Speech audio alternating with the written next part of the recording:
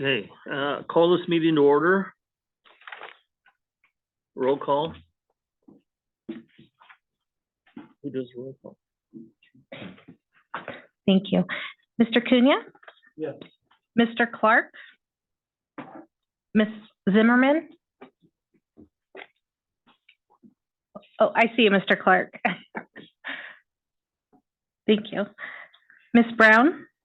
Yes. Mr. Harrell? Ms. Lopes? Here. Mr. Hostel? Here. Mr. Savage? Mr. Rios? Ms. Austin Tibbetts? Here.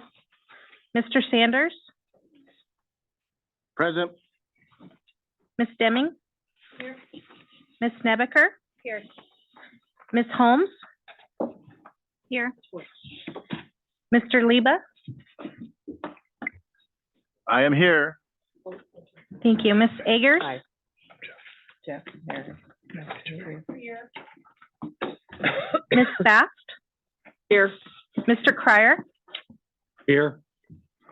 Ms. Morrow? Here. Mr. Troost? Here. Mr. Delgadillo? Mr. Gutierrez? Mr. Cantu? Here. Mr. O'Brien? Here. Mr. Maderos? Here. To the chair, we have a quorum. Right, I guess that means the meeting can move ahead. I'd like to wish everyone a happy belated New Year and holiday season. And my name is Ben Cantu, and I'm told I'm the new chair. And help me through the process, please. I'm going to try and facilitate the meetings as best as I can. I know there's traditions, but I tend to get to the point and move meetings along. So if I upset anybody, let me know. I'll feel troubled. As far as some instructions here, during the meeting, all public participants will be placed on mute. Public members will be unmuted and muted by control, whoever that is. Audio for members of the public will be unmuted once they are recognized to make a public statement. And let's move on to the Pledge of Allegiance. Please stand.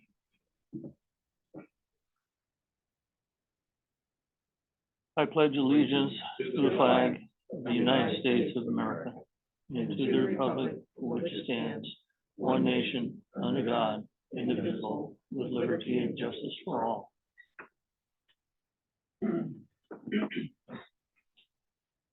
Okay, any questions regarding the minutes?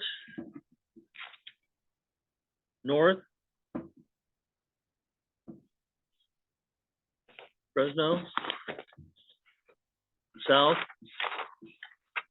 No comments? Okay, minutes are approved as submitted. Mr. Chair, I do need to call for public comments. Okay. Are there any public comments on the minutes in Fresno? Seeing none in Fresno, are there any public comments in Bakersfield on the minutes? No public comment in Bakersfield. Thank you. Are there any members of the public in Modesto that would like to comment on the minutes? No comment in Modesto. Thank you. And seeing none online. Thank you for that. Okay. Any comments from, it's up to me, I guess, huh? Okay. I wish to, or we should recognize Manuel Cunha. And he is in Fresno for his 2 years as chair. And I don't know how many lifetimes on the board.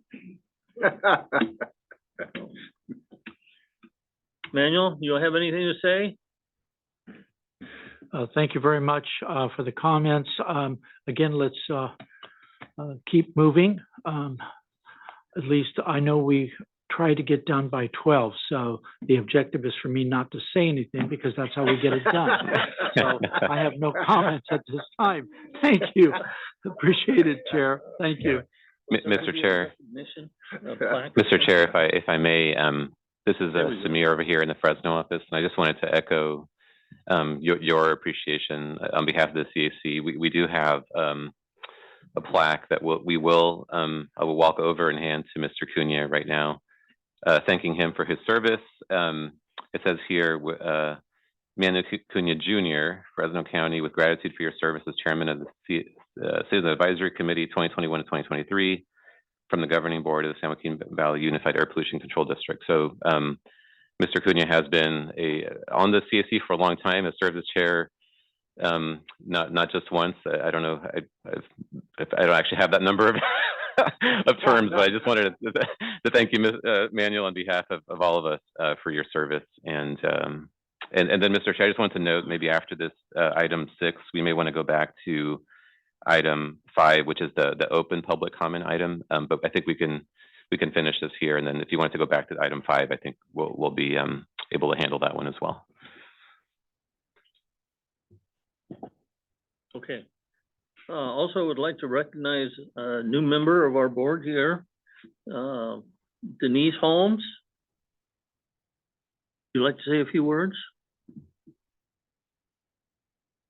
I'd like to thank everybody. I'm Denise Holmes, representing Merced County and Industry Ag for Foster Farms.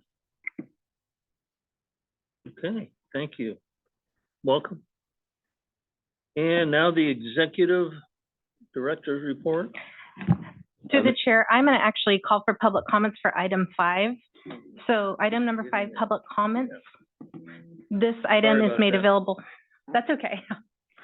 I'll read through and call for the comments on this one. This time is made available for comments from the public on matters that are not on the agenda. It's requested that no comments be made during this period on items on the agenda. The public may make comments on each CAC agenda item during the time allowed for public comments.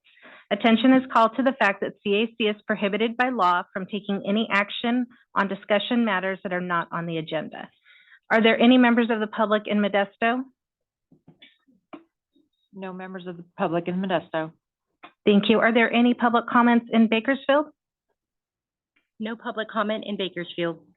Thank you. Are there any members of the public in Fresno that would wish to comment at this time? Seeing none and none online, Mr. Chair, you can go ahead and take it back to your comments. Okay, thank you. Executive Director. Thank you, Mr. Chair, and also wanted to say belated Happy New Year, and hope everybody's having a great 2024. Just wanted to introduce myself again for those that I haven't worked with as closely over the years. My name is Samir Sheikh. I'm the Executive Director, APCO here at your Valley Air District, and I'm looking forward to what I hope to be another productive year, getting valuable input from the CAC and working on a lot of things this coming year. There's a lot of interesting work that's going on, and the journey towards cleaner air and working together as a region to look for ways to support our valley is continuing in earnest, this year. And so you'll hear about a few of those key items today. Just want to highlight a couple of the major things that over the last couple of months the board has acted upon. Just give you a couple of highlights. There was a big federal funding award that the Valley was able to obtain. It was a $56 million grant from the Federal Highway Administration that we partnered with actually several partners to develop. It's actually for electric heavy duty truck charging on the 5 corridor. And this is an area that's, it's got a lot of energy going into it. There's a lot of discussion around hydrogen, electric, the pros and cons, and basically whether the grid can handle these types of projects. So within that space, there was actually a major grant opportunity that opened up. We're able to successfully receive, it's the 3rd biggest award in the country and the largest in California, to build out a couple of facilities on the 5 corridor.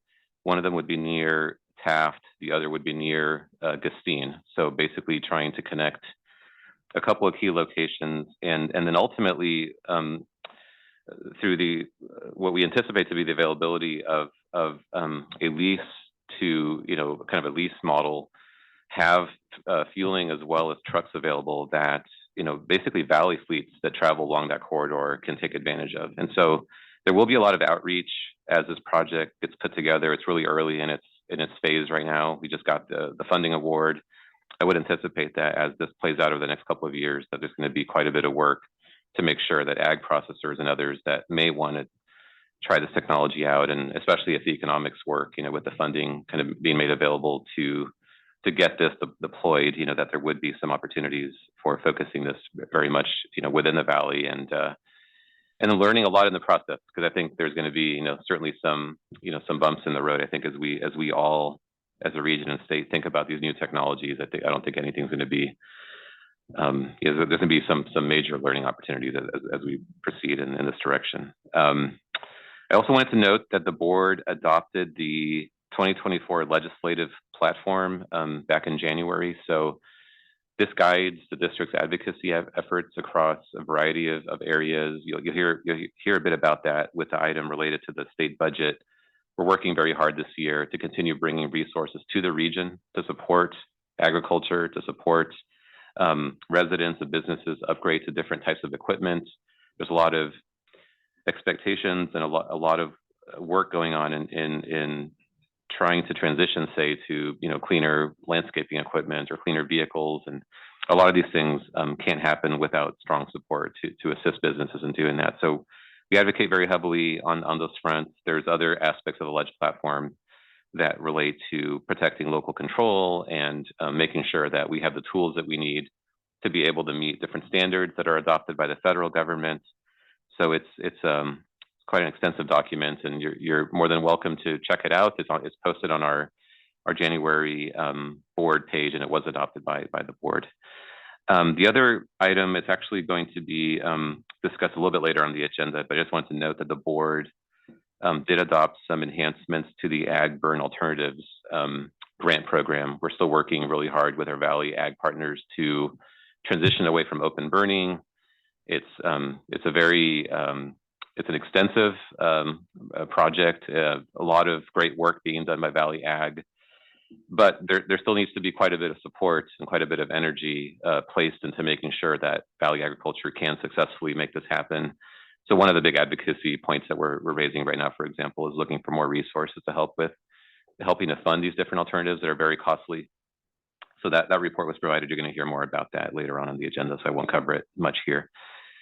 I also wanted to note that for I think it was the 8th year in a row, maybe the 9th year, we did receive the Government Finance Officers Association Certificate of Achievement for Excellence in Financial Reporting that was taken to our board, along with a 100% clean audit, both on the federal and the state budgeting side. We had an independent auditor, once again, look at all the finances, and they came out with the highest level of auditing possible. So I just wanted to continue providing that reassurance to the CAC that we, as per the board's expectations, and obviously, through mine and yours as well, in terms of spending our money wisely, we did get very good report back on that. We also took to the board the latest farmer allocation. Farmer is an acronym for one of the key state funding programs that the Valley actually developed this program. It became a statewide program. We receive 80% of the statewide funds whenever this funding is made available in the state budget. The latest allocation that came out of the budget last year was $75 million statewide. We received $59,400,000 of that pot. So the board did accept that funding. And now, and you'll hear about this later, we're pushing to make sure that funding does not get zeroed out in the new budget. So we'll talk some more about that later on the agenda. I also wanted to note, you may have seen the press release. We were the first, and actually I think the only area in the state who worked with CAL FIRE on an online streamlined process for residents that live up in the foothill mountain communities to get the authorization that they need to do their what's called hazard reduction burning. They have to basically maintain property in a certain condition for fire hazard reduction. And so we actually developed this process with CAL FIRE and have that launched and are receiving positive reviews on that so far. And I think other parts of the state are now looking at that as a model for how to make this even easier for residents to get what they need to move forward with those activities. And lastly, I just wanted to note this is a program that we talked a little bit about before.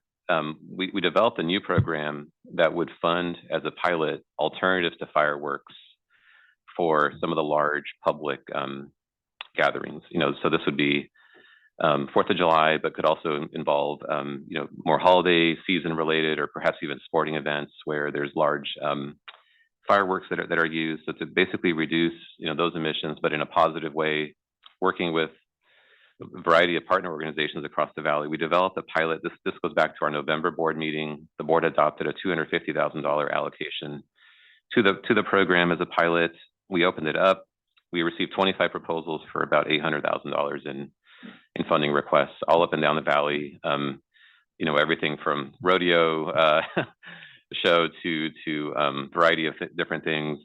There's drones and other technologies that are becoming more broadly available, and when you couple that with other things, music, and there's been more success kind of in this area. So it's just another example of where we're just trying to continue to push the envelope on just thinking of different ways to keep reducing emissions and in a partnership mode.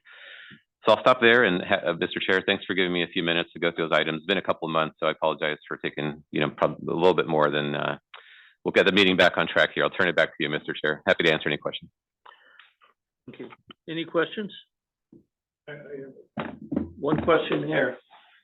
When in the heavy truck charging stations, in the initial stages, is there going to be a precedence list or is it a free for all?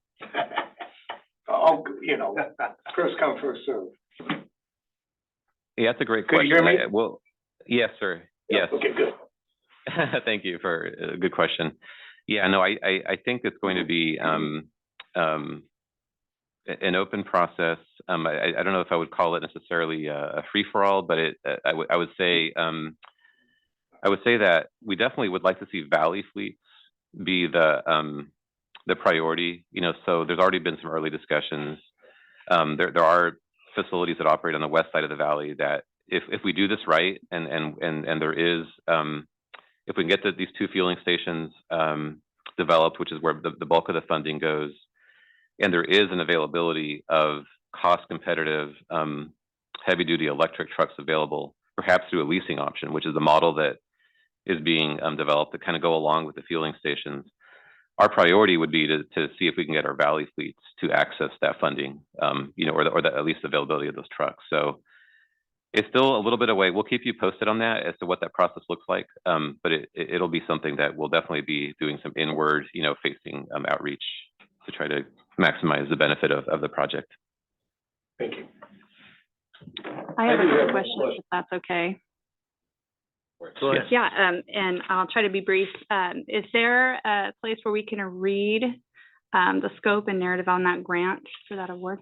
Yes, and what we could do is, if based on the level of interest, just the questions, what we can do is we'll send out the press release that went out on the grant, as well as just like a project narrative, something like where you can catch up on it. It went to the board. There's a board item. There's some really good information in there as well. We'll send out a couple of links and some info to the whole It's CAC. good to know what the award period is also. Yeah. And regarding the ag burning alternatives, in this, pardon me, I'm new. So is there been any dialogue with CAL FIRE on partnering with the equipment that they already have, like the curtain burners? Yeah, there's certainly, and I'll just give you a quick answer, and then I think we're going to have a whole item on the item on that issue. So we can probably do a little bit of a deeper dive in there. There certainly has been dialogue. That equipment is earmarked right now for a lot of the heavy tree mortality stuff that they're working on up in the forest. Now, what we have been able to do, though, is through the state funding that we received a couple of years ago, there was $180 million that we were able to advocate for. We spent a good portion of that funding on building up the fleet of equipment, a lot of it being shipping equipment, But the program right now, for example, does allow for a farmer to use an air curtain burner and qualify for funding under the program. So there are services that are also expanding the air curtain burner fleet as well, especially with some of and then again, there's actually members on the CAC who've been actively involved on this that could speak to this, I think, later when we have that item. But there's also disease, crop issues that can often come up with it, where an air curtain burner can be an effective alternative, where maybe chipping, isn't necessarily the best or most immediate way of dealing with that. But we do work pretty closely with CAL FIRE on woody waste issues, variety of, so we're always in discussions with them, but that hasn't been, I think we've been able to create, a whole market almost that continues to need to be supported, though, as we think ahead to there's actually this year is the final year for the smallest farmers, and then the final deadline. And you'll hear, again, I don't want to give away, I think I'm taking away the punchline for the presentation that's coming up a little bit later, so I'll stop there. But there is a market that's been created, but it will need continued support, I think, as we move forward. Meaning, I think Valley Agriculture is going to need some support. Okay, and just real briefly, regarding that, the process that people are using to get, I'm in Madera County, and I work with Fire Safe Council. One thing that you might want to be aware of is that we have a lot of citizens up in eastern Madera County that don't have access to web services and internet. And we're finding that elderly are having a hard time getting their burn permits completed. And a lot of times they will go to the CAL FIRE units, but there's nobody home. So just something to keep in mind, that we'll have to have some alternatives through the process. No, thank you so much for sharing that. And by the way, we're going to be maintaining different ways. So it's not just limited, but I think it's good to hear that, so we can just make sure that we can work with CAL FIRE to address that. Thank you for that. Any more questions? Okay. Let's hear about an update on the attainment plans and rules from Emily.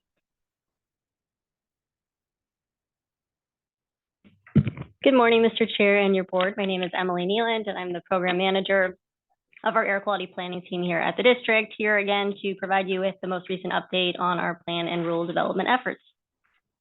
So first, I just wanted to highlight a couple of actions that recently happened in EPA's Federal Register on our attainment plans and other submittals. On December 14th, EPA took final action to approve portions of our 2018 PM 2.5 plan, as well as other state implementation plan revisions that address serious non-attainment area requirements for the 1997 annual PM 2.5 standard. So that's a really big milestone here at the district. We're also continuing to work on our revised PM 2.5 plan for the 2012 annual PM 2.5 standard. Most recently, we held a public workshop on February 15th. We had a lot of public participation and engagement. A few of you were in attendance, so thank you so much for the feedback that you provided. So plan development is ongoing. We are working with CARB, our state partner, to develop our attainment strategy for that plan. With regards to contingency measure requirements, which I know I've been here a number of times to give you guys updates on our efforts on that front. On December 20th, EPA proposed to approve the district and CARB submittals that address contingency measure requirements for the PM 2.5 standards. And they also had a separate action that deferred sanctions here in the Valley. So that was very important that that action happened. And then lastly, on our plan front, we are working with CARB currently to develop a contingency SIP revision for the 2008 8-hour ozone standard. Also wanted to mention that on February 7th, EPA announced that they have revised the primary annual standard for PM 2.5, lowering that level from the current standard of 12 micrograms per cubic meter to 9 micrograms per cubic meter based on the latest health science. So we are going to be working closely with CARB and EPA to discuss next steps on area designations for that standard, as well as attainment plan development. And then lastly, wanted to touch on a couple of rule development projects that we're currently working on. The first is Rule 2520, federally mandated operating permits. Due to recent EPA actions, we are currently working through amendments to our rule to remove affirmative defense provisions within the rule to make the rule consistent with federal regulations. We do have a public workshop scheduled for March 14th at 4 p.m. And then lastly, we are working still to develop proposed amendments to Rule 4905, which will be considered by the governing board at the March meeting here in a couple of weeks. We did hold a workshop on February 13th, and the proposed rule was published for a 30-day review ahead of the March hearing. So those are my updates for today, and happy to take any questions that you may have. Questions?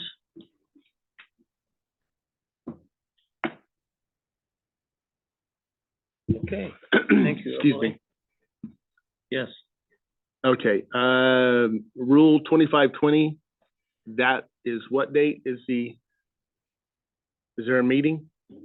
Yes, there's a public workshop scheduled for March 14th at 4 p.m. And that notice is on our webpage as well. Yes, I apologize. Before when the meeting or when the document was sent out, we'd not yet scheduled that meeting. So Make sure I get that to yes, CAC members. yes, I'll make sure to send that out to you. 4 p.m.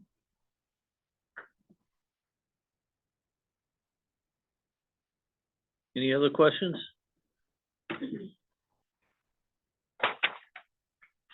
Okay, we have a verbal report from CARB. Laura?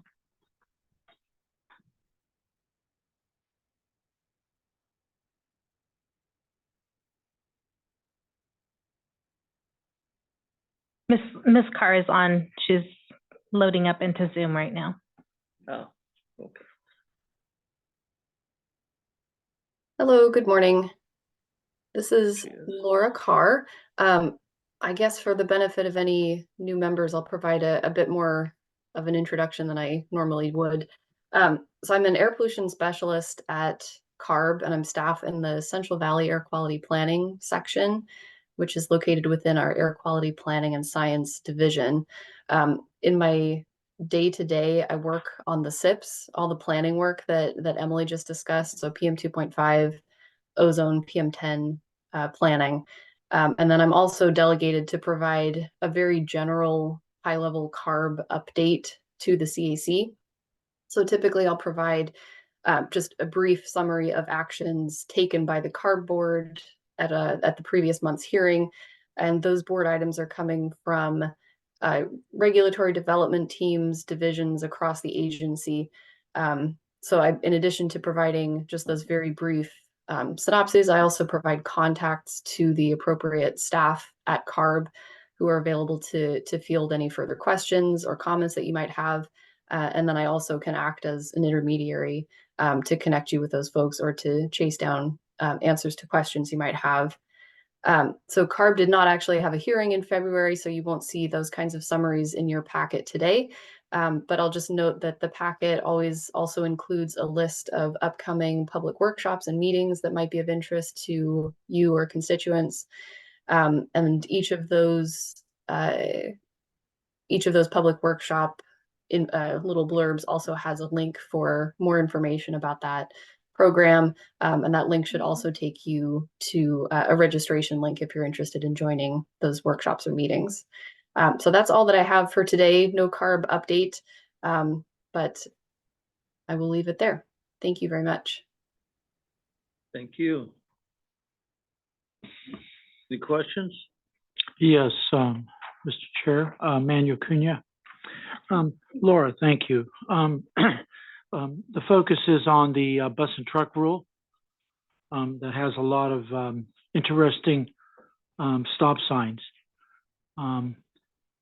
Do you have any information, and I'm surprised that even today that there is not a person who was responsible for this rule in the upper management to speak to the CAC, because you've done several things. You have amended the January 1 registration of the $30, and before you can enter California, before you operate your 20 Tier 4 truck, which is 2011 and newer, you had to pay $30 and register with CARB. Number two is the extension of the port on January 1 of 24. No Tier 4 truck, which is the cleanest truck ever built. Absolutely incredible. Is not allowed to enter any of the ports. And we have 7 ports in this state, 7.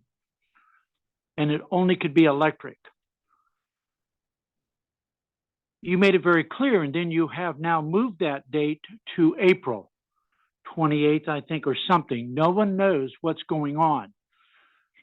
Very poor public output to rural communities. And you heard today from a young lady from Madera. In many of the rural communities, the internet is nebulous. It's not there. So I am very surprised. This is the third month. Christmas is on its way. I don't expect a Christmas gift Easter? from CARB. I know that. But I certainly, excuse me, Mr. Chair, that ARB would have had the respect of having top people be at this presentation that you are presenting today, knowing that you are not responsible for the bus and truck rule. But all of these changes and the uncertainty that if you're going to come from Mexico, you're not allowed to enter California unless you pay the $30 annually, and you get a smog check. So now I have, excuse the words to all the members of the board, Chair, screwed up international trade issues with Mexico and Canada. Now Mexico is considering a trade tariff against California farmers because of that issue. And nobody has addressed those issues in your office at the highest level. But yet you are going to cause tremendous damage to my farmers in the next couple of months. I can go on with a few more items, but you also disallow any interstate truck to come into California unless it's a tier 4, you register and you pay a fee. So now California Resources Board has become the Department of Motor Vehicles, which is already enough of a disaster, alone to have CARB now playing a role of entering fees. So I apologize to the board, to the staff, but I'm very disappointed. We've talked about this when I was chair, and apparently, and I will make this very clear, this is me, not the CAC. You have disrespected the people of this valley, this state, and the businesses on trying to get to this issue so we know what the heck is going on, and we don't. We don't even know what is going on with the April deadline for electrics. And just for your own comments, Laura, you can go back to your staff. Long Beach and LA, 18 million ETU containers, has approximately 13 to 18,000 trucks. They only have 235 electrics. How in the world do I move products? And secondly, the South Coast Air Basin, which I'm surprised you haven't reported to us, the staff, are taking over an ISR rule, indirect source rule, of not allowing how many ships can come into the harbor and how many of them can unload their containers. So now we're going to pick and choose. So now I'm going to have a worser issue other than with Canada and Mexico. You are going to mess with my interstate commerce, my trade agreements with countries, and not one care about what it does to the jobs, to the rural communities, even if it's in Hemet, even if it's in Needles, or even if it's in King City, or maybe Wasco. So I am very disappointed, and this is on the record. This is not your responsibility, but your staff have heard our meetings, and we brought this up many times, and we don't have anybody responding to the people that are in this meeting called CAC, the Citizens Advisory Committee, that go back after today, and we meet with communities and people, and we talk about the things that we've been asked to come to this meeting for. And I want to commend Samir, though, in his efforts of trying to do everything in his entire team to keep this valley alive and not destroy the businesses and the communities and the jobs of working with our folks. That's my dissertation, but I'm deeply disappointed. Today, the third month, and nothing, and yet extensions and whatever's happened, and many of our truckers have no idea what the heck you're doing to them because you're just not issuing tags from DMV, but yeah, you are the second DMV. You are I think you're the governor. So thank you. Sorry, Mr. Chair, but it's just been frustrating to see the third month and nothing done, but yet things are happening.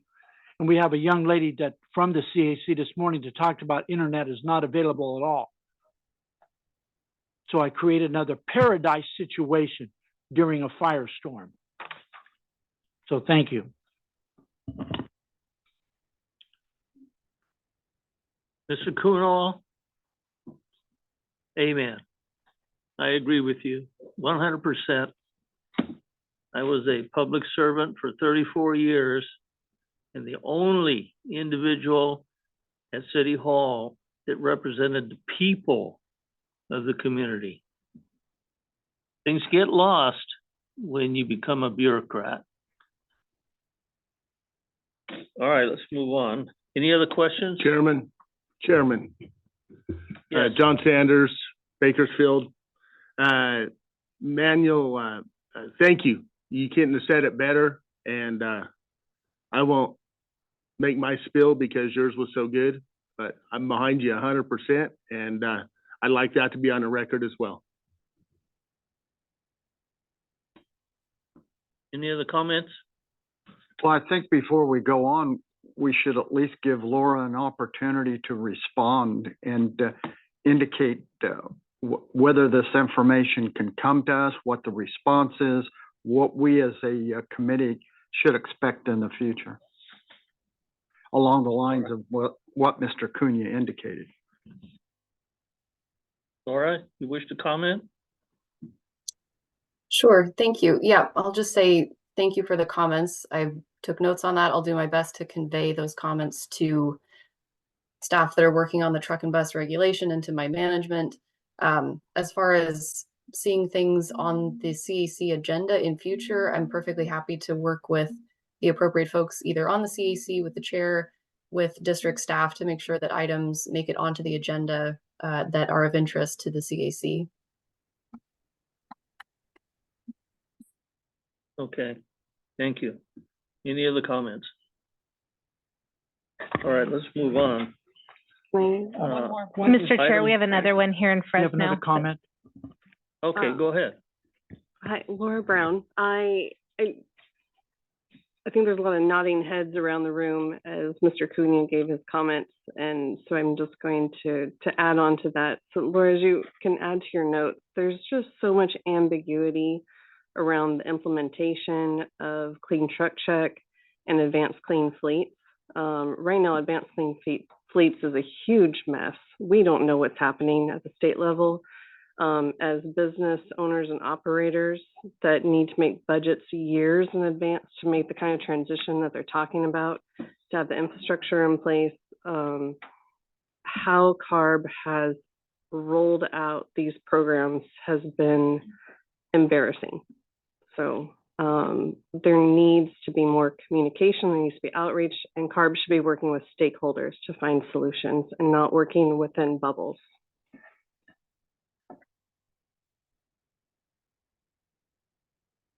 Any other comments?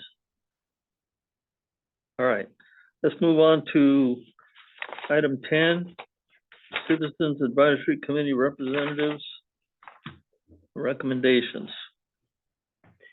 Good morning, And that would Mr. be Chair. Jessica?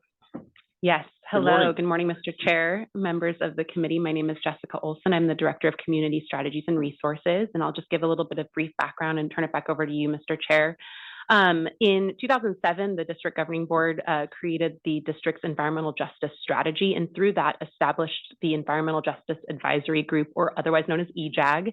The EJAG is made up, or the EJAG really was created to serve in an advisory role to the governing board on district matters as it pertains and really through the lens of environmental justice. There are 13 members who serve on the EJAG. 3 of those members are members that are appointed from the CAC. In addition, there are also, you have an opportunity to appoint 3 alternates for each one of those members. Each one of those members serves each representing the different interest groups on the CAC. So as it stands right now, we have 3 members, 2 of them alternates and 1 primary, who are coming up on their 2-year terms. And so I can turn it over to discussion for you, Mr. Chair, but right now Orchel Cryer, who currently serves on the City Interest Group as an alternate. Manuel Cunha serves as the Industry Ag Representative as the primary, and Chris McLaughlin serves as the Industry Ag Representative as an alternate. All three have indicated that they're willing to be reappointed, but certainly up to this group to reappoint or at least appoint any representatives for those three open seats. So I can turn it back over for discussion to you, Mr. Chair, and just let you know that whatever recommendations come out of the committee today will then be forwarded on. It is actually up to the district's governing board to officially appoint to the EJAG. Okay, Jessica, are there other candidates or just these three? I think that's just up to you. You can, I think, just through the discussion today, solicit that. These aren't necessarily candidates. I'm just indicating that these are the folks that most recently served. There's no limit on how many times, and so it sounds like they're still interested, and if that's the will of the committee. But I think that's just a discussion that you can certainly facilitate with the group if that's of interest. Okay, Through the chair.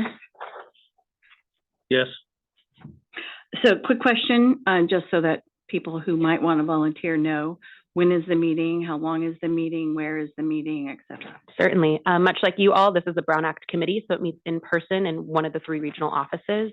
We currently meet every other month on the fourth Thursday at 5:30 in the evening.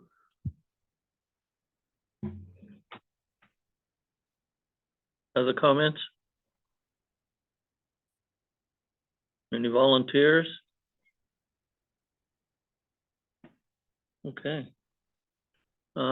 Is the committee good with reappointing these three individuals? Any comments? Mr. Chair, I think on this one, this Samir here in Fresno, we may want to consider action by the CAC. So it's up to you, but you may want to entertain a motion and then actually take an action as a recommendation to the governing board on that's in prior practice. So just want to make that suggestion. Yeah, that was my next step. Sorry, got ahead of you there. Apologies. That's all right. That's okay. If there is no other discussion and we need a motion and a second to adopt all three of these individuals or reinstate I would make them. I would make that motion. I'll second that. Okay, we have a motion and a second. Roll call. Okay, actually, Mr. Chair, I'm going to call for public comment first, since it's an action item. Are there any public comments in Bakersfield? No public comment in Bakersfield? Thank you. Are there any public comments in Modesto? No public comment in Modesto. Thank you. Are there any members of the public in Fresno that would like to comment on this item? Okay, seeing none in person and online, I will now call for a vote on this item. Mr. Cunha? Yes. Mr. Clark? Yes. Ms. Brown? Yes. Ms. Lopes? Yes. Mr. Hofstall? Yes. Ms. Austin Tibbetts? Yes. Mr. Sanders? Yes. Ms. Deming? Yes. Ms. Snebaker? Yes. Ms. Holmes? Yes. Mr. Liba? Yes. Ms. Agers? Yes. Ms. Bass? Yes. Mr. Cryer? Yes. Ms. Morrow? Yes. Mr. Troost? Yes. Mr. Cantu? Yes. Mr. O'Brien?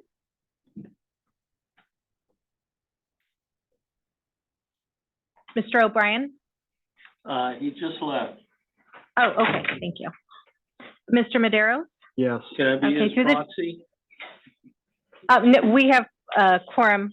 We have enough to make the vote, so I understand. the motion has passed. Thank you. Thank you. All right, congratulations. You're still in the fold.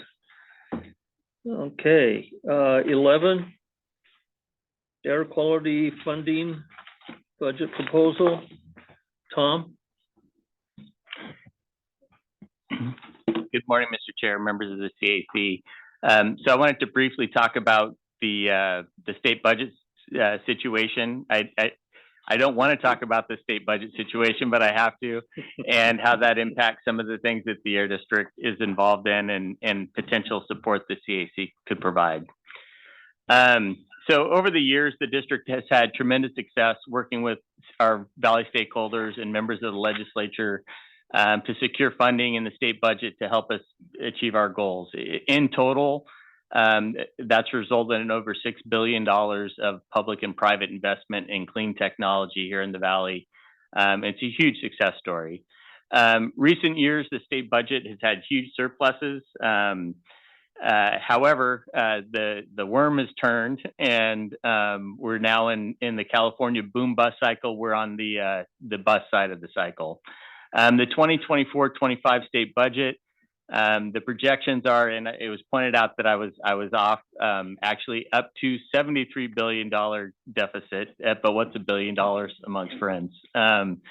So that number has bounced around quite a bit, and part of the uncertainty is they won't really know for sure until the tax receipts come in May. So their projections based upon what financial information they have available now.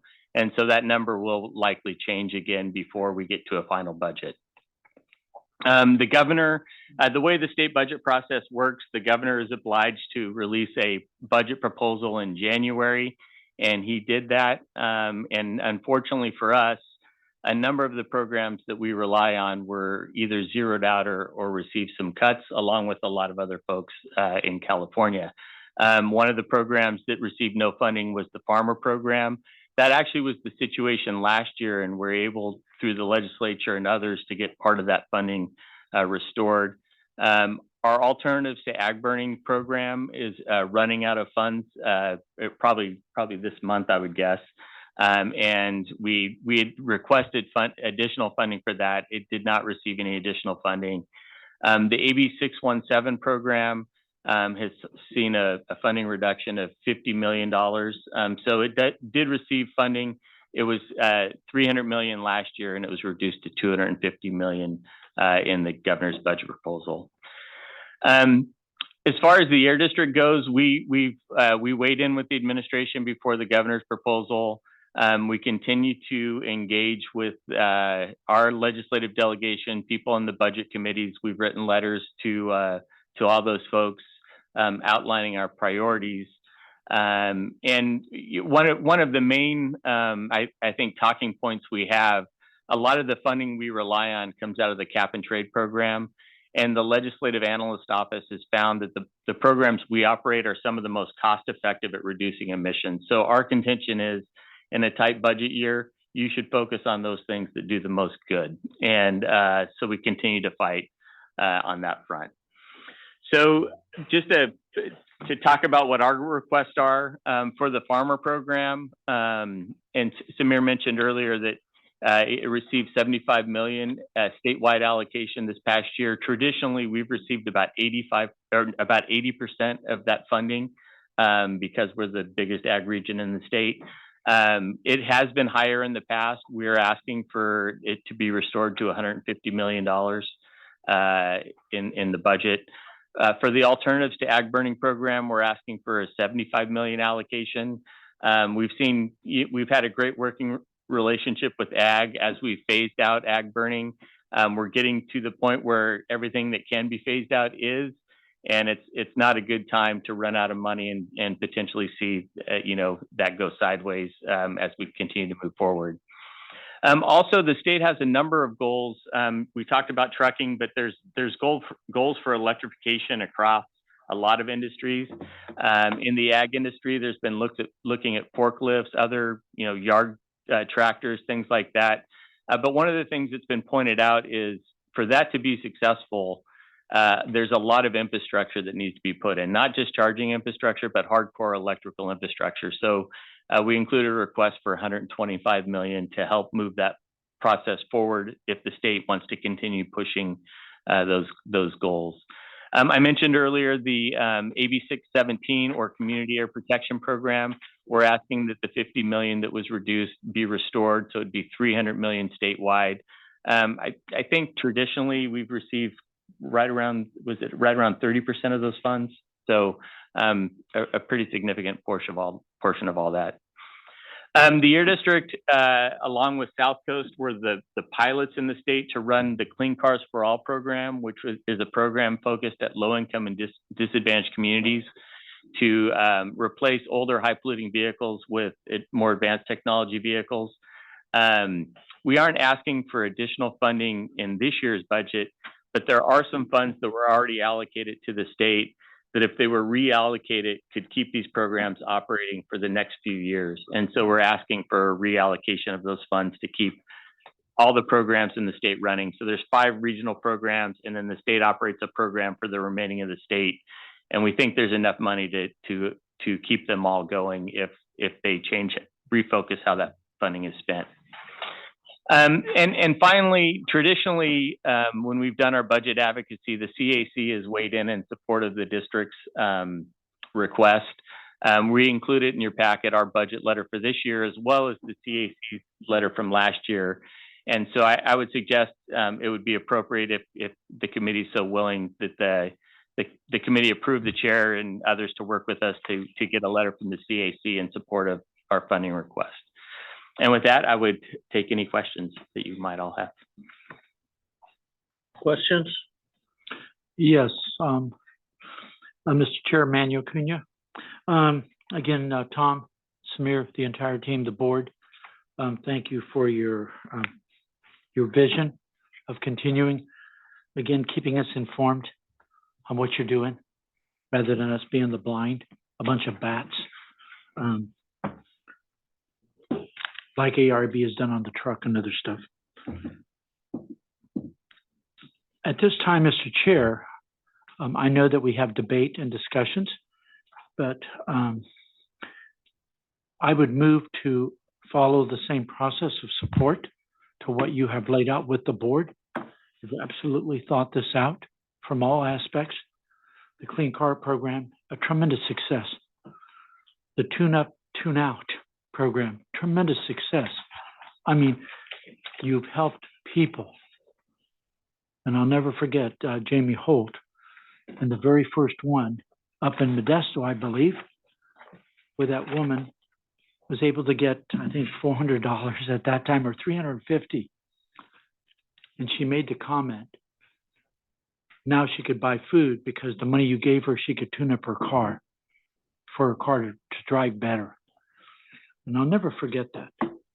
You had a woman and 2 children, single mom, having to do all this. So I think the program, which you guys have done, the staff, the board, has been tremendous. Yeah, my hands are crossed to hope to get ag burn. Absolutely. For us to go backwards is a destruction to my industry and to the communities. But also continue on with the most cost-effective programs in the world, the farmer program, between low dust harvesters, tier 0 tractors, this emission level out, with the newest tractor that is so minute out. So I would, at this time, Mr. Chair, I would like to move that we approve to support the efforts with a letter concurring with the support of the board's decision on the legislative platform and this funding. Thank you. Thank you. And I'll second that. Any other comments?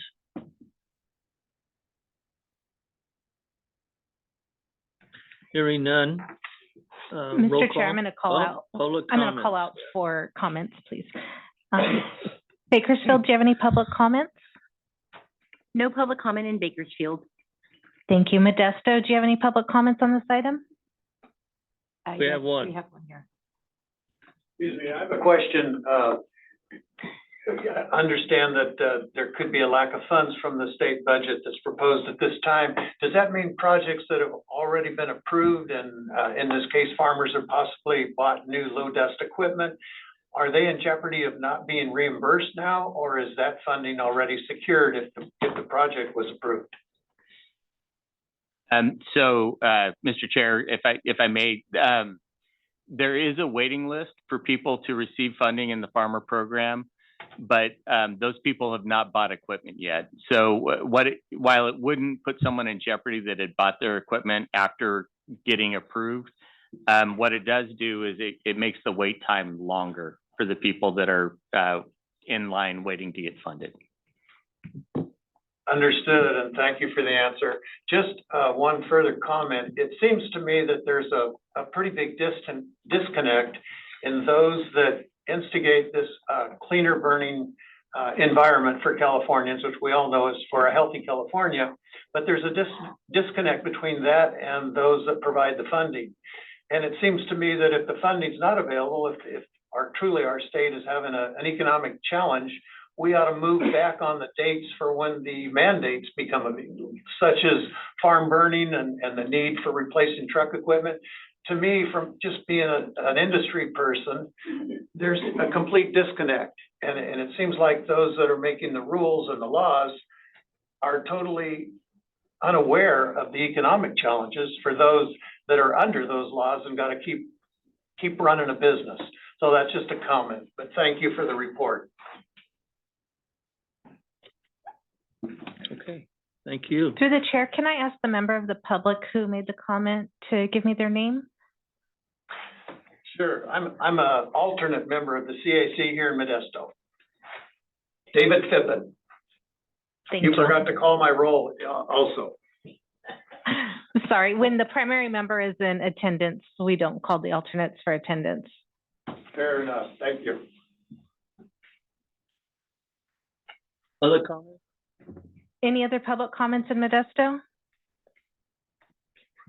Any members of the public in Fresno that would like to comment? Seeing none and none online, I will call for a vote on this motion. Mr. Cunha? Yes. Mr. Clark? I'll vote for it, but I have reservations. Thank you. Ms. Brown? Yes. Ms. Lopes? Yes. Mr. Hofstall? Yes. Thank you. Ms. Austin Tibbetts? Yes. Mr. Sanders? No. Ms. Deming? No. Ms. Nebeker? Yes. Ms. Holmes? Yes. Mr. Leba? Yes. Ms. Agers? Yes. Ms. Fast? Yes. Mr. Cryer? Yes. Thank you. Ms. Morrow? Yes. Mr. Troost? Yes. Mr. Cantu? Yes. Mr. Maderos? Yes. Okay, through the chair, motion passes. Okay. All right, let's move on to number 12, receive update on district's ongoing efforts to work with Valley Agriculture on transitioning to alternatives to open burning. Jonathan and Todd. Yes, good morning. Thank you, Mr. Chair, members of the committee. I'm John Klassen, Director of Air Quality Science and Planning, joined by Todd DeYoung, Director of Grants and Incentives, to give you a few updates on our phase out of open ag burning and our incentives program. So just a little bit of background here. The San Joaquin Valley has the toughest restrictions on ag burning in the state. And we're the only region that has a phase out strategy that's been in place for a number of years. Since 2005, we've been implementing this strategy. We've been phasing out different types of open burning, and this is enforced through our local Rule 4103. And our governing board has prioritized our efforts to continue to demonstrate different alternatives instead of open burning. What can we do to support alternatives to open burning to manage this woody waste when orchards and vineyards and other crops are being pulled out? And through the phase out strategy we've had in place for a number of years, and our incentive program, which Todd will give some more details of, we've been seeing a rapid decrease in the amount of tons of woody material being open burned, showing on the slide here. Historically, in the past, we used to have roughly 1 million tons of material being open burned annually. And this has been changing over the past few years. As you can see on the slide here, in 2021, that was reduced by roughly 50%, where we had about 480,000 tons of material open burned. 2022 was another big decrease, 125,000 tons of material. And then last year in 2023, we again saw a record low number of tons being open burned throughout the San Joaquin Valley. And through our incentive program, about 2 million tons per year are being processed through these alternatives now instead of being open burned, which is a big reason why we're seeing this rapid drop off. Just to show it a little more clearly here, this is a plot here showing the change in open ag burning over time. So if you look on the graph on the left-hand side, this is the total number of tons of ag woody waste being open burned annually. So if you go back in time, back to the early 2000s, we used to have about 1 million tons of material being open burned each year. And you go forward in time, you can see as the phase out has come into play, you see those numbers continuing to drop. Then we see an increase in about 2014, 2015 as the record-breaking drought hit California in the western states as different biomass facilities closed. There weren't alternatives, and so the increase in burning is described by those different elements that came into play.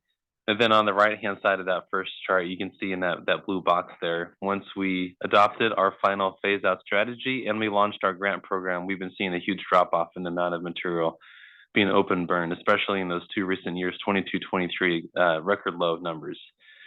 On the right-hand side of this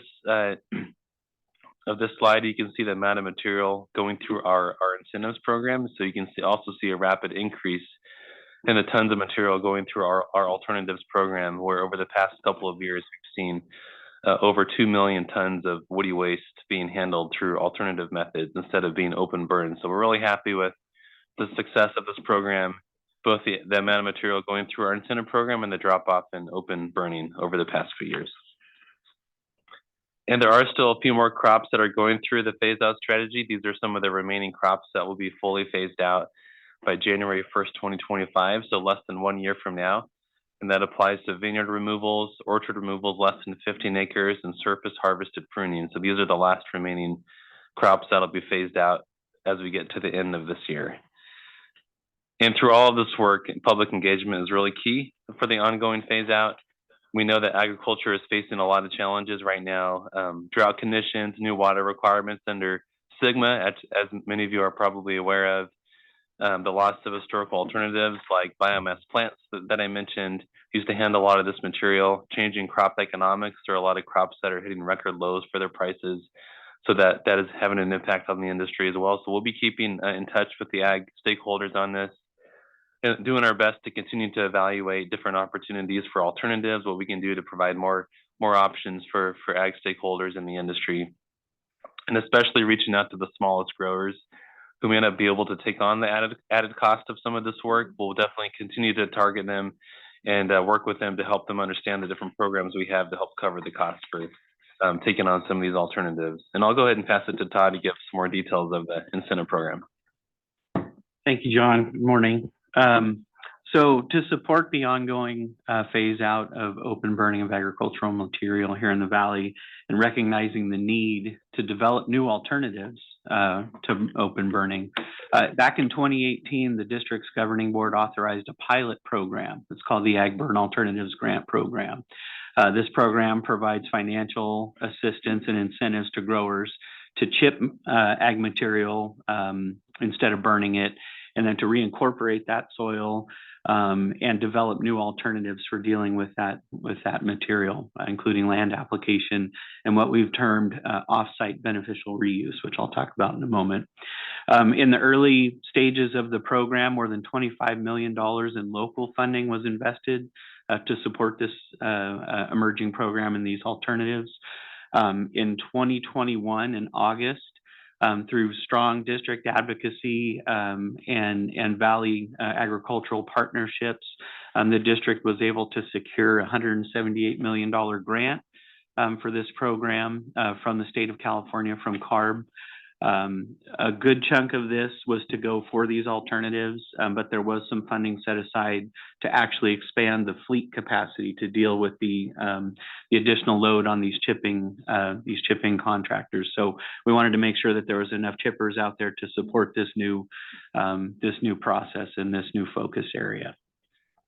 At the time, again, as John talked about earlier, there's always been a focus on assisting small growers. They have They don't have the financial capacity in a lot of cases to absorb a lot of these costs, as well as some of the larger growers do. And so the board has always had a focus in this program on ensuring that small growers have access to these funds and are provided some additional assistance in some areas. So a very short time after we received this grant on September 1st of 2021, we relaunched the program utilizing this newly available state funding, again, with some additional focus areas on assisting small growers.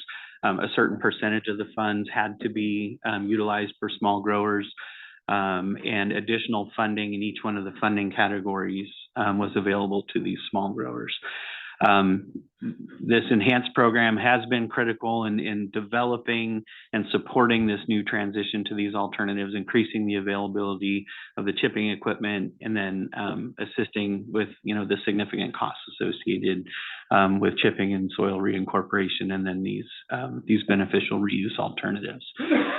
Since the program has started, we've supported these alternative practices at more than 226,000 acres of primarily orchard and vineyard material, and that represents over 6.2 million tons of agricultural material that otherwise would have been burned that has gone through this process. It's resulted in about 12,000 tons of NOx reductions, 22,000 and change tons of particulate matter or PM reductions, and over 19,000 tons of VOC reductions. Since September of 2021, we've spent about $160 million. It's actually almost at $170 million as of the date today, has been spent in support of these alternative practices throughout the valley. So where we are today, we recognize that we're about out of funding in that state grant, and we also recognize that additional funding is necessary and additional support is necessary throughout 2024 and through the 2025 final phase out schedule. So the district has been working on a couple of fronts to secure additional funding, and I'll go through two of those right now. Number one, we're working with the CARB, we're working with the state to get this program included in the community air protection guidelines. So that's the state AB 617 program. We're working to get this program included in those guidelines so that it would be available as a funding opportunity in that program. We're going through that process right now. CARB has the CAP guidelines open, and they're going through that those revisions right now. The program is included and is expected to be approved by the end of this month. And so April 1st, we expect to have access to those CAP funds to continue this program. We also recognize that there are some additional programmatic changes, which I'll describe in a moment, that are necessary to extend and expand the use of these funds to ensure that we have available funding to support the final phase out by January of 2025 and beyond. So in January, our board, through an action that they took, reallocated $10 million of existing district funding from our suite of agricultural funding opportunities to this program. This is sort of stopgap funding. This was meant to get us from January, where we were about to run out of that state funding that we got. This was supposed to get us to April. Until we had access to those community air protection funds. And then at the time, the board took action as well. At the time that those CAP funds became available to us, they allocated $20 million in previously unallocated CAP funds that the district has to that program for the remainder of the fiscal year. The other thing that the board did in January is they took action to ensure that that there was broad program access and to extend the reach of those funds. In the program up until January, we had a participation cap of 500 acres per entity per year. So any one entity could receive funding for up to 500 acres of material through the program. The governing board in January lowered that to 250 acres. So any one entity could receive 250 acres worth of funding per year. And again, that was just meant to stretch out our available funding, make it available to more farmers, particularly the small farmers. And so where do we go from here? You know, on a daily basis, we're monitoring the grant program participation levels. They've been very, very high. And we don't see that, you know, that slowing down anytime soon. We want to make sure that we're responsive to the needs of the Valley's ag community. And again, particularly those smaller growers that have those unique challenges in complying with the regulations. We're going to continue to engage with the Valley ag organizations. In fact, just last week, we were up in the North Valley doing a presentation with some wine grape growers, and we'll continue to do that. We'll continue to engage the Valley ag groups and understand that they do have access to these funds and what the requirements of the phase out schedule are, and continue to make sure that we have that active and ongoing dialogue with those groups.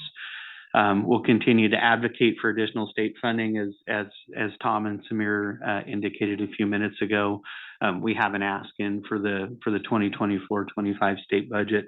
We're also looking at federal opportunities. There's potential opportunities through the AQIP program, what's called the RCPP program, and we're looking at potential ways to fund this program in some of those federal funding opportunities. So we're going to continue actively looking at ways to continue funding this program and ensure that the ag community has the necessary resources to get through those final phase out requirements at the end of this year and beyond. And with that, I will return it to the committee for questions. We have one question here. Thank you for the report. This is David Phippen, alternate member of the CAC representing the agricultural industry here in Modesto. Two questions for you. One is, I see it appears to me by the rule that if an agricultural orchard owner maybe owned more than 15 acres but is removing 13 acres, would he be allowed to burn the trees from that 13 acres? Is that how it works? I'm asking because many members that know I'm a member of this committee are asking me.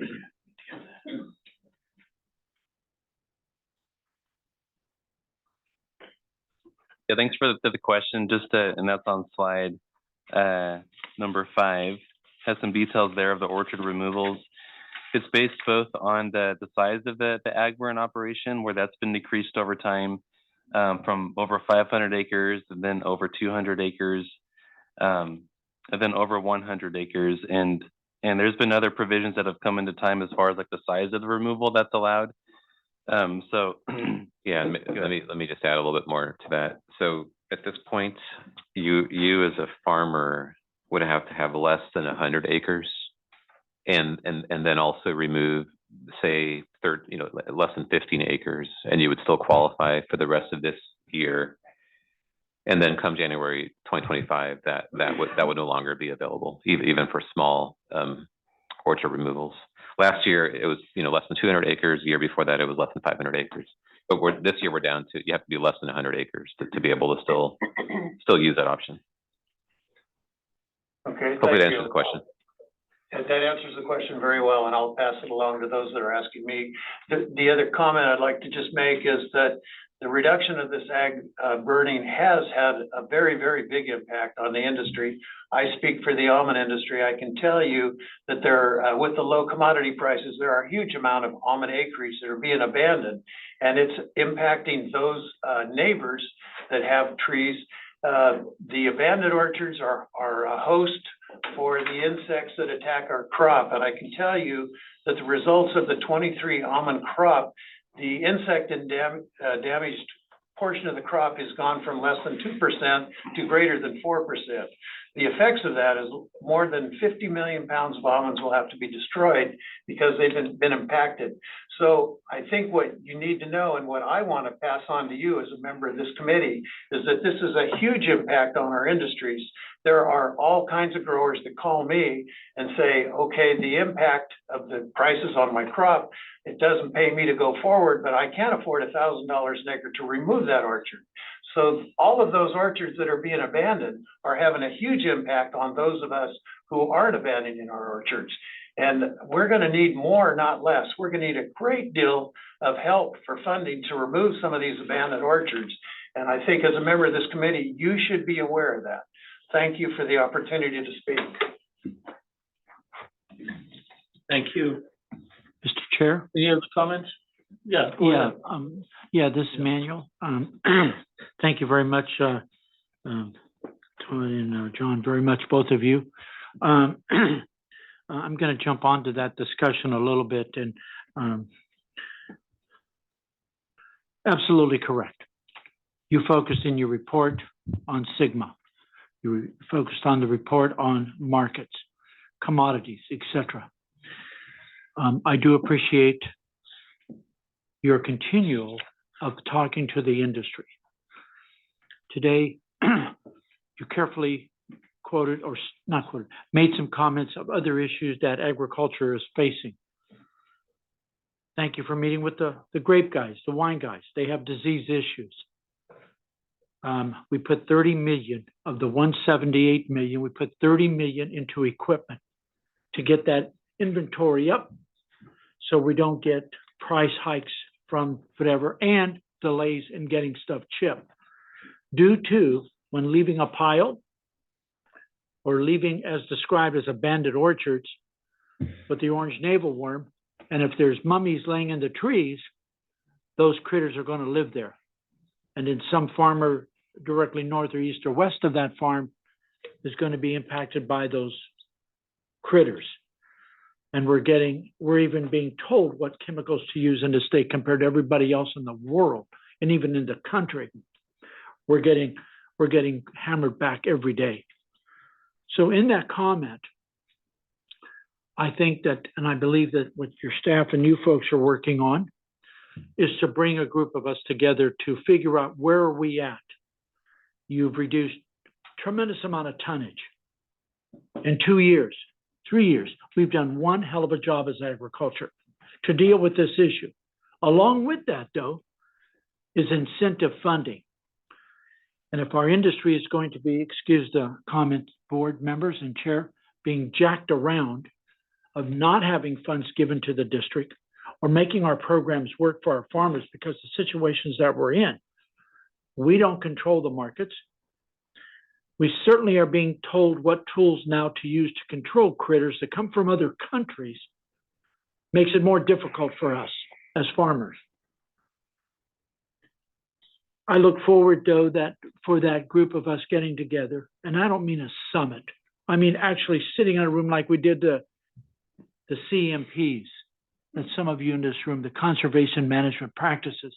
You went up and down this valley and met at farm bureaus. You met at ag cooperative extensions, and we sat in those rooms for hours and talked about what can we do? How do we make it work? Because we want it to work. We do not want to go back to burning.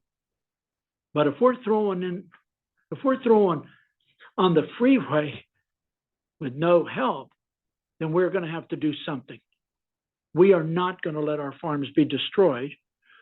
And I think the question of dealing with disease, you have air curtain burners that you're carefully working and focusing on right away of what's in the forest.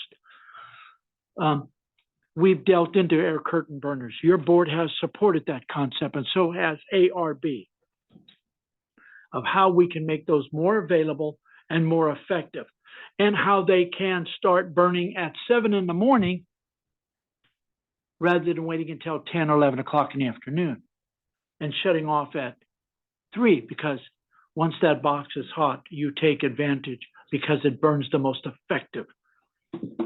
So we need to look at those and continue, and your staff has. Todd, you guys are the door's open.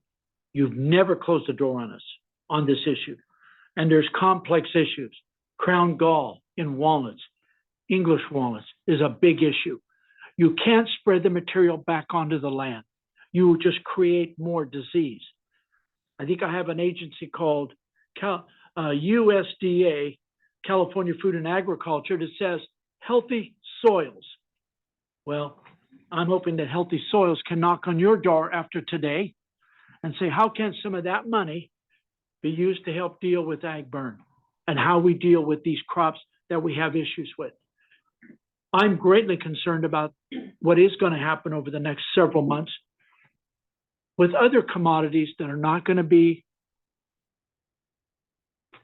shredded, ground up, and taken, because those farms are going to be left there and the harboring of disease and insects, etc., are going to cause the farmer that's trying to make it a real situation problem. I appreciate your efforts of working with NRCS, Natural Resource Conservation, and trying to get a grant fund that you get the money. You get the 25 million and you run the program, because now it will help more growers versus the guidelines and restrictions that we may have over at USDA.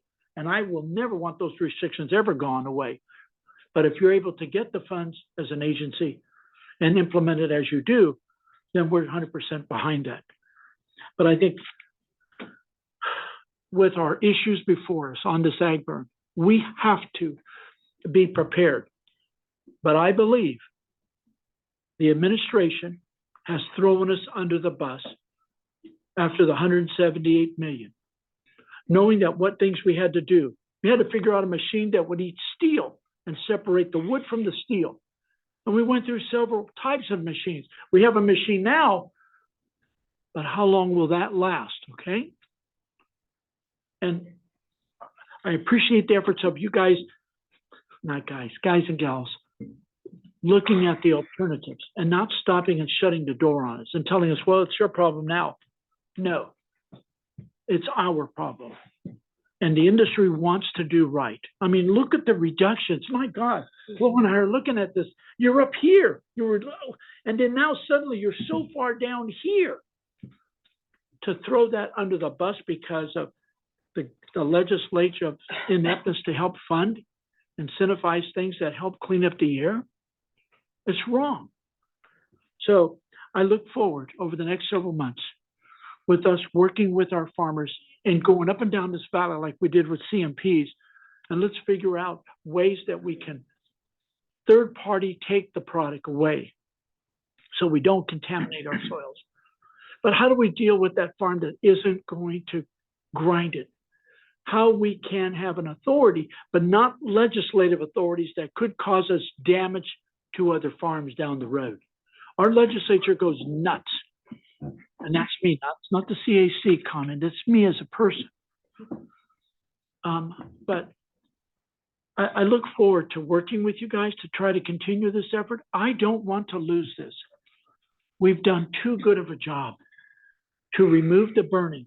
Our farmers have stepped up to the plate, knowing how tough it is. And Daniel? we can't let them down. So thank you. Thank you. Ned. A very quick comment, which of course is repetitive. It's my call from the wilderness. This is heralded as one of the most successful programs because you have millions and millions and millions of dollars in grants. But I encourage folks to take a look at, for instance, slide number 8, where you see the actual reduction in NOx and PM, presumably PM 2.5. They're relatively small. This is a very, very expensive program. Per metric ton reduction of PM 2.5 and the other items. I'm concerned about public health, and I think we should always be thinking about how much benefit do we get in terms of PM 2.5 in the atmosphere. I mean, we're already hitting the 12 microgram per meter cube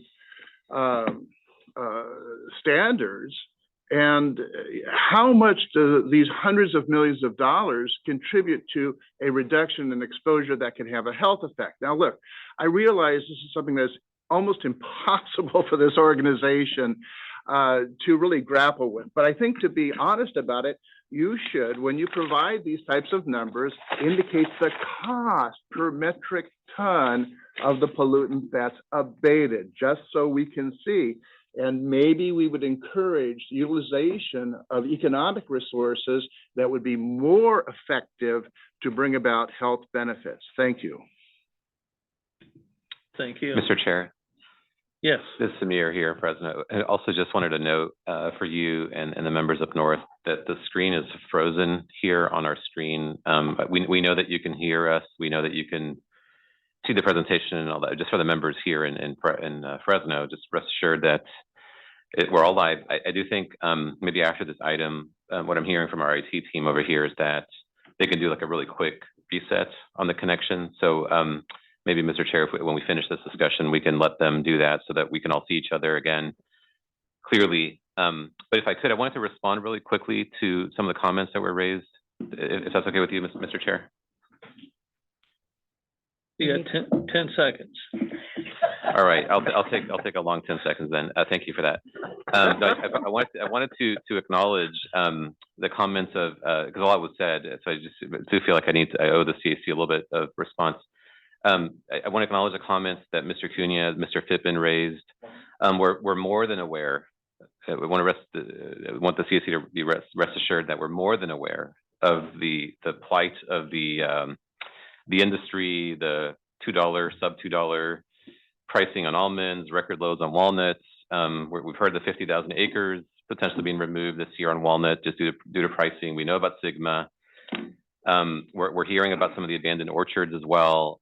On that note, I would just say that if you're aware, if you can actually ever give us carefully a name of somebody who perhaps is facing that challenge, we're happy to directly outreach our program to those growers because there is currently funding available. And so we could actually provide that assistance today if they were willing to. There's still some cost, obviously, that is very difficult to bear, but I just want to make sure it's clear that we're happy to do that outreach, but also take advantage of what Mr. Cunha was mentioning. I think this year will be a good year to do a round of some level of outreach on this, to talk about, we're talking about the smallest farmers that are left, but we're also talking about advocacy on resources. How do we best utilize those funds? So we'll definitely be following up on that. And I just wanted to acknowledge those comments. And I just want to respond to Mr. Lieba's comment. And you're always very consistent on this point, Mr. Lieba. I have to say that you're always championing, most cost-effective use of resources. And we definitely, speak the same language. We're very much in line with that thought process. I do want to note that this particular program is amongst the most cost-effective, actually, for NOx, PM2.5, and VOCs. But we can talk more about that as it compares to other programs. You can actually divide the millions by the tons, and you get dollars per ton. But then the question becomes, how does that compare to other programs? And me just being around for a couple years on programs, I can tell you it's one of the most cost-effective programs compared to a lot of the other things that are funded. But I think the other really important distinction here that I think the CAC needs to be very aware of is there's a regulatory mandate that is coupled here with the research and the funding. So if you were to eliminate the funding, the mandate doesn't go away. And it's a state mandate, and it's one that we're implementing here, obviously, with a lot of partnership and with the success that we just talked about. So it's not simply about talking about where to invest the funding and then the mandate goes away. I just want to make sure the CAC is very clear about that point as well. Thank you. I had a quick question. Any comments? Page 10 regarding the funding allocation, the first bullet with the 10 million that was reallocated, what programs was it reallocated from? Great question. So in this year's spending plan for the incentives programs here at the district, we had $25 million allocated for low dust harvesters just through June of this year, so the remainder of this fiscal year. We have enough applications, and we feel like $15 million of that will get us between now and June.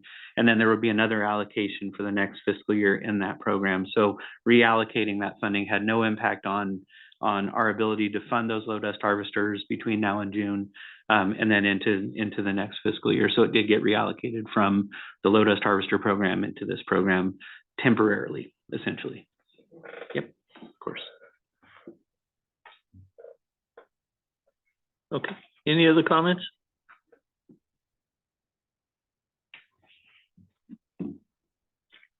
All right, let's move on to item 13. Through the chair, we're gonna take a quick second and try to reset this video feed. So if you could just pause for a moment and we'll get loaded back up. Thank you. We'll take a 5-minute break.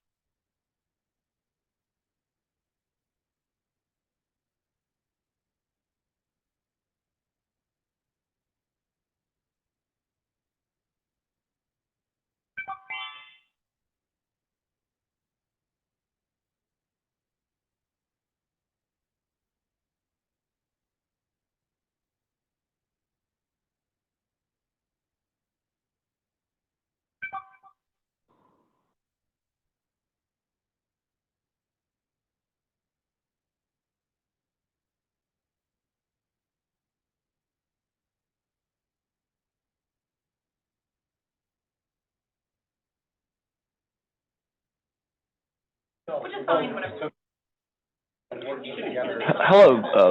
Modesta. Just wanted to confirm if you guys can hear us, and if you can you please reply back so we can confirm that we can hear you as well? Yes, we can hear you in Modesto. Awesome. Thank you so much.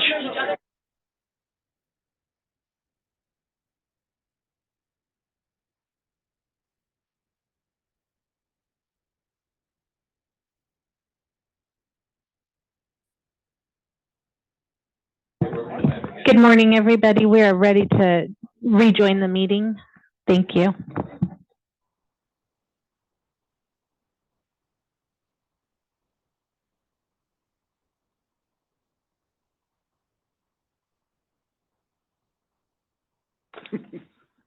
Okay. Item 13, AB 1617 implementation updates. Stephanie? Hello, everyone. Good morning. My name is Stephanie Ng, and I'm a program manager in our Community Strategies and Resources Department, here to provide you all an update on AB 617 implementation since our last meeting. Just by way of background, through Assembly Bill 617 or AB 617, we are working with 4 Valley communities, which include South Central Fresno, Shafter, Stockton, and Arvin Lamont, to develop and implement community air monitoring and clean air strategies. We are continuing to meet with all 4 of our 617 committees and working with our community steering committees or CSCs, which as a reminder are made up of residents, businesses, community-based organizations, and government agencies. As an update, we've continued to work with the CSC to hold in-person meetings. And so we had, this is a little bit ways back, but since we didn't have a meeting, we had an in-person meeting in Arvin Lamont last December, and we will hold one pretty much for the next 3 months for our other 3 committees. And these in-person meetings are just a really great opportunity to engage with folks in person, to have a meal with them, and they're just really crucial to moving forward SERP implementation with the committees.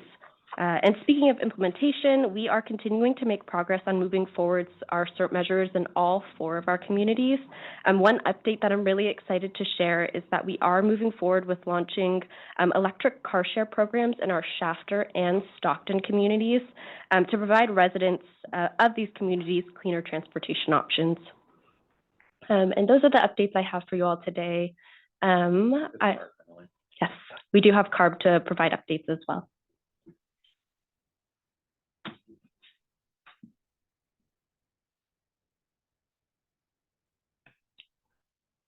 Go ahead, Mr. Moore. Oh, great. Thank you. And it's good to see you all, and welcome to any new CAC members. I am Brian Moore, and I'm a manager in the Office of Community Air Protection here at CARB. And our main job is to work to implement AB 617 at the state level, as well as the Community Air Protection Program based on that bill. The main update I have, actually Todd DeYoung hit on when he was discussing incentives. So we are updating the Community Air Protection Program incentive guidelines. And the main goal of this update is to add new project plans to the incentive guidelines. So a unique thing about the community air protection incentives is that it allows for air districts working with community members to design their own project plan, which has worked out really great. But as I'm sure air district staff can attest to, it's a lot of work. It takes a lot of time. So with this guidelines update, we are writing project plans for very common and successful community identified projects that have happened over the last 5 years. So they're kind of off the shelf and can be implemented a lot quicker with less resources among the air districts and the community members. And examples are like community greening and vegetative barriers. The alternatives to ag burning is also now going to be a project plan that's ready to go. Low dust nut harvesting, a lot of paving, sidewalk, and bike path projects have also been really successful around the state. So those are really some of the highlights of the updates to the program incentives guidelines. And I actually sent an email to air district staff that they can get to you all that outlines it has information on the draft guidelines. So if you want to read those, you can.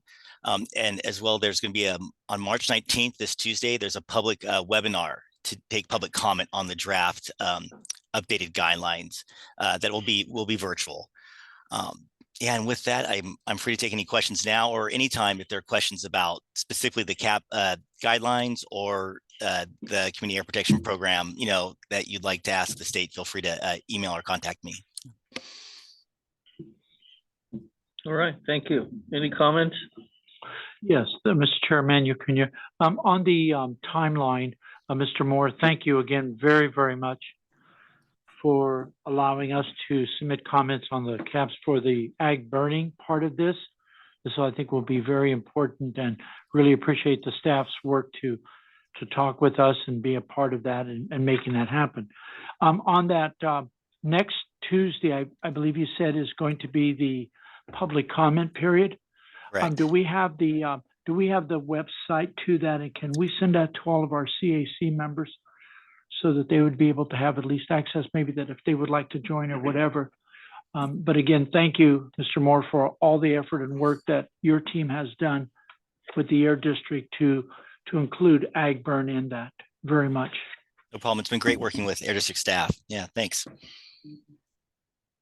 And to confirm, yeah, we'll make sure that we work with Brian to get that info out to all the members today. And I think it's in 2 weeks, but I'm not. Is it the 19th? It's the 19th, Yes, correct? just confirming the 19th from 4 to 6. Yeah, we'll get that out then. All right, thank you. Any other comments? Mr. Chairman, it's Les Clark down in Kern County. My question would be, what's the difference in a project plan and a proposed rule? Oh, so a project plan in this side is to deal with incentives. So it's kind of like the carrot side of emissions reductions, where a proposed rule would be like a regulatory step. That would be the stick. I guess so. Yes, exactly. That would be the stick. The stick would be the regulation, and the carrot is the incentive to encourage early adoption of a control technology that is not yet required. Is the idea with the incentives, kind of a two-pronged approach to reducing emissions.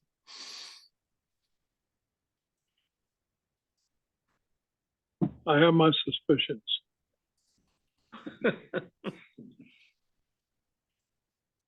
Any other comments? Okay, thank you for those updates.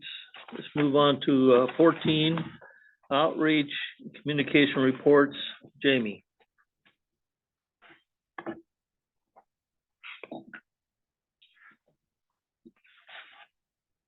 Good morning, everyone. We have been very busy with a variety of things. First of all, the end of residential wood smoke reduction season just occurred. It ends in February. And so we've been messaging that. We had another good season, and we have initial data that's saying that folks are heeding our warnings and not using their fireplace or wood stove.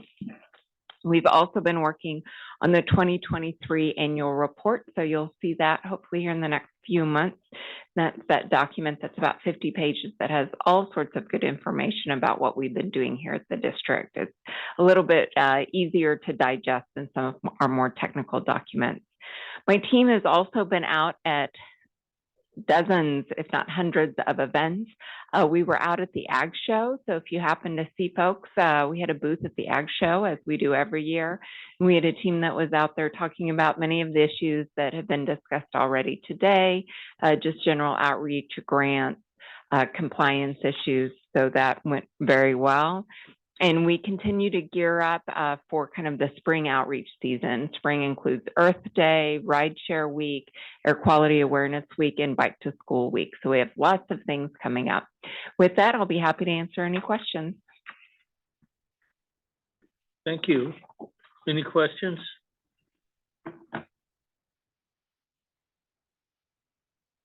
No questions? Thank you. Sure. Thank you. All right, let's move on to CAC member comments. Comments from the north? None. Fresno? Yes, through the chair. Yes. This is Kelly. I don't talk much unless I'm really hostile. However, I do have it's usually when you hear it.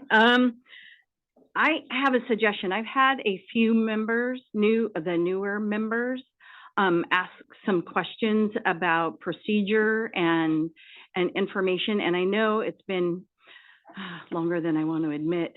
But we used to have, when newer members came on, usually within the first year, and when the next group of new people came on, we would have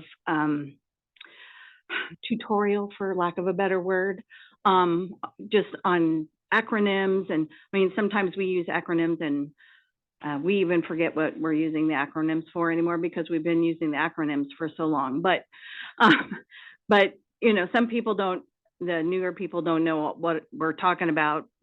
And I just was wondering if there was a possibility of not during CAC time, but if there was an opportunity where we could put some of those tutorial type things together.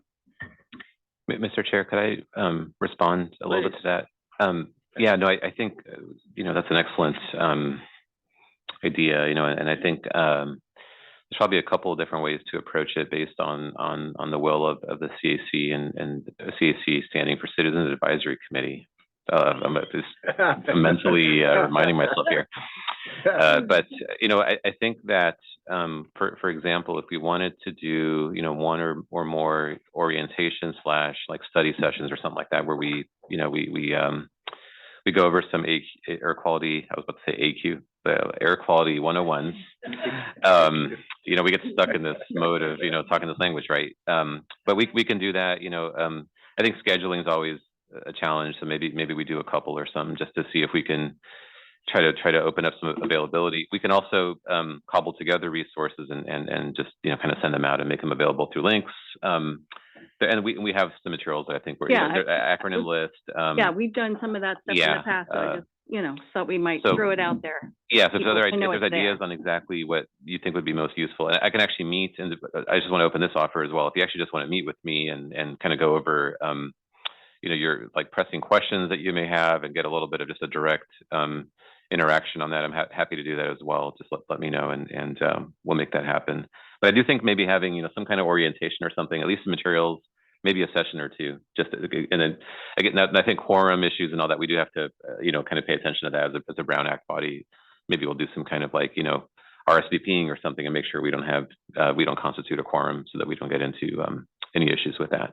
Mr. Chair, Samir, couldn't this be done if it's an orientation by Zoom as opposed to in person? Yes, it could be done by Zoom to make it super convenient. You know, we get, you know, it could be I don't know how long, you know, again, schedules are always a challenge. You know, it's a lot of, there's a lot of density in the information that we have, you know, so you know, if I could have you all for about 8 hours, that'd be great. But I know that's not realistic. So it seems like an 8-hour meeting. But, you know, I mean, I don't, and I'm not trying to say that I'm not. Actually, the chair's running a pretty tight ship. No, I know. I understand he is. I'm not trying to say that I'm not willing to answer questions, because I know some of us who've been here few years, are willing to, you know, answer any questions and do all that kind of stuff, especially but I know that when I was trying to explain, I forgot what one of the acronyms meant, and I went, oh crap. So I think at the minimum, Mr. Chair, we'll send out a set of resources though to the members, and then if there's, you know, we can you and I can talk. We can set up maybe a session or two on the side to help with answering questions. You know, kind of like outside of the agenda type formats. But we'll certainly get some resources out to the members and work on that. I think it's a good idea. Okay, thank you. On that note, Kelly, I appreciate that, being a new member as well. And I asked this when I first came on, is to understand what each of us do in our real jobs, and understand how we on the committee as a CAC member, how we can communicate this and where some of you guys communicate this. Mr. Hoffdale, you said that you talk to people on the outside. I'm sorry, Philip, sorry. You said you talk to people on the outside. So, you know, how do we get our message out? Denise is new, I am new. How do we get this information out to public?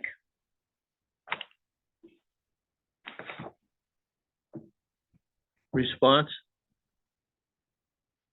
No, that's a very good point. I think that's a central, you know, kind of function of the CAC, is to try to get information out to constituents that you may either serve or interact with. So that there's a wealth of, experience and knowledge here amongst the CAC members. And I'm sure, as we talk about these issues, maybe we have a study session where we go over the role, responsibilities, of the CAC members. A lot of that, I think as you think about joining the committee, you basically bring that, depending on the interest group and what your backgrounds are, you bring that into the body. And certainly I think there's an expectation that whatever you learn here and, is informed by who you interact with, and that, any interesting news or anything that you think is useful to your constituencies, you're bringing back to those members. And that's basically one of the key responsibilities of serving on the CAC, which I'm happy to, again, we'll put some resources together and share that out with the members, to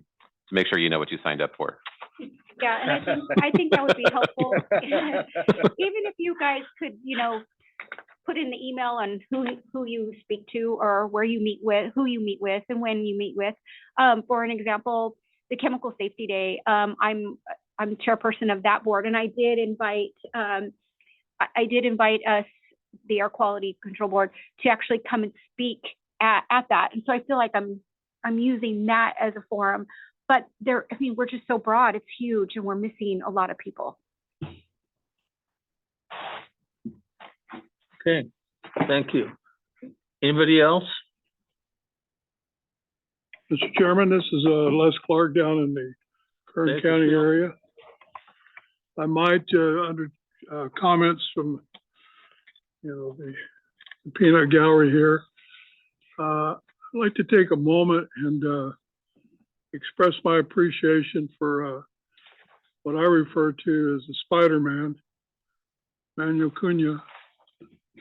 Manuel was one of the folks that were on the bottom floor of developing this whole district. So, just to say thank you, Manny, and thank you. And that's probably not enough, but I know the plaque is a good gesture. But personally, I would like to make sure that Manny knows the appreciation that I have for all the hours that he's put in this organization, and the many trips that we've made to DC and back, and as well as Sacramento and back.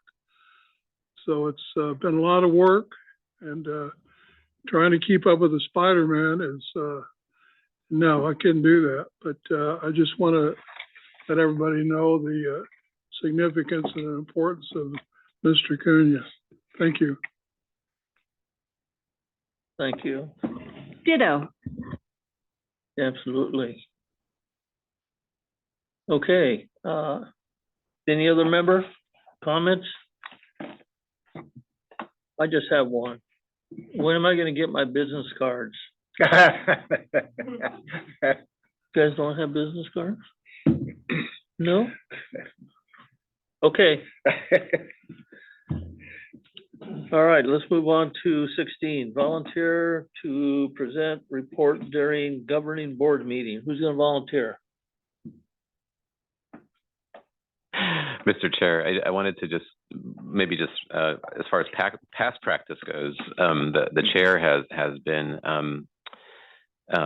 traditionally in that role, although it's up to the CAC just based on availability. But I just wanted to note that's what we've done in the past. Well, apparently nobody's gonna volunteer, so I guess I'll be there. And what we'll do, Mr. Chair, I'll call you about this after the meeting, but we'll generally prepare a short summary of the meeting just to try to assist with the that task, and appreciate you being available for that. We could actually I can work with you on as far as in person versus Zoom as well to try to so I'll give you a call and we'll work it out. Appreciate that. All right, thank you. All right, we are at the end. Adjournment. Wow. Good job. Okay. Bless you, our fearless leader. Yeah, we're done. See you guys. Thank you, Mr. Chair. Appreciate your right. first meeting, and great work. Appreciate all the work of the CSC.